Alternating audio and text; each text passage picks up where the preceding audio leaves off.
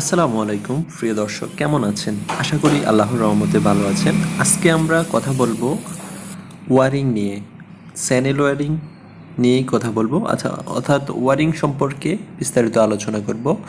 প্রথমে আপনাদেরকে একটি গল্প শোনাই।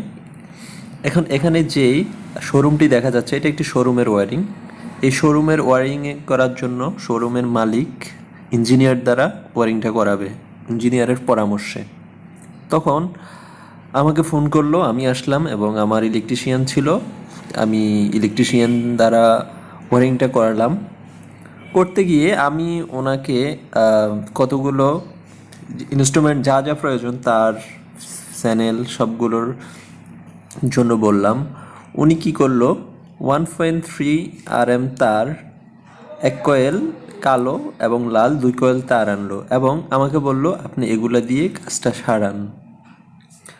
তো আমি বললাম যে এটা তো আপনি বললে হবে না, এখানে 1.3 RMগুলা লাইটিং লোড হিসেবে ব্যবহার করা হবে এবং 1.5 RM লাগবে, 2 RM লাগবে, যেমন পাওয়ার লোড এবং পাওয়ার লোডের জন্য লাগবে, তারপর হলো সার্কিট ব্রেকার থেকে মেন লাইনের জন্য লাগবে। কিন্তু উনি বলতেছে এগুলা দিয়ে সারাই পেলেন।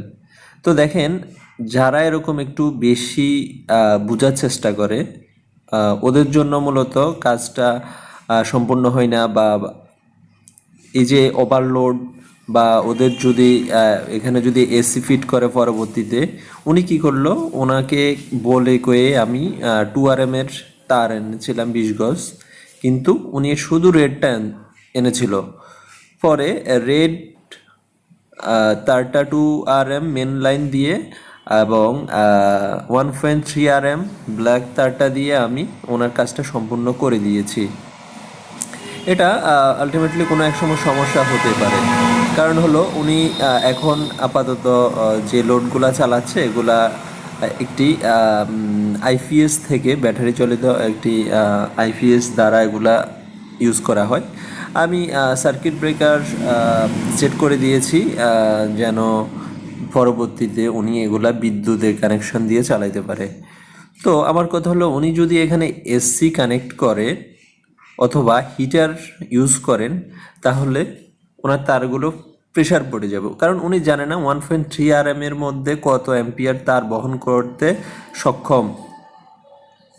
অতিরিক্ত লোড যখন হয়ে যাবে তখন তারগুলো ইনসুলেশনগুলো পুড়ে যাবে, আর ইনসুলেশনগুলো পুড়ার পরে দুর্ঘটনা ঘটার সম্ভাবনা থাকে, তখন দায়ভারটা আমাদের কাঁধের উপরেই আসবে।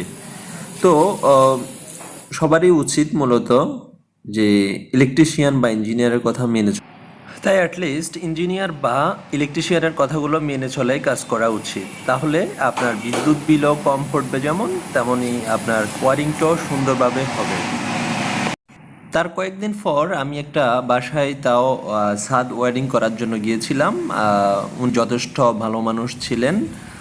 ওনাকে আমি যে লিস্টগুলো দিয়েছি উনি সম্পূর্ণ লিস্ট অনুযায়ী 5 গুলো এনেছিল, তারপর যা যা ছিল সবগুলো এনেছিল। তাই মালিকদের বলবো যে যারা কাজ করাবেন তারা ইলেকট্রিশিয়ান বা ইঞ্জিনিয়ারদের পরামর্শে ওরা যা লিস্ট করবে সেগুলো আনার চেষ্টা করবেন। তো ধন্যবাদ সবাইকে ভিডিওটি সম্পূর্ণ দেখার জন্য।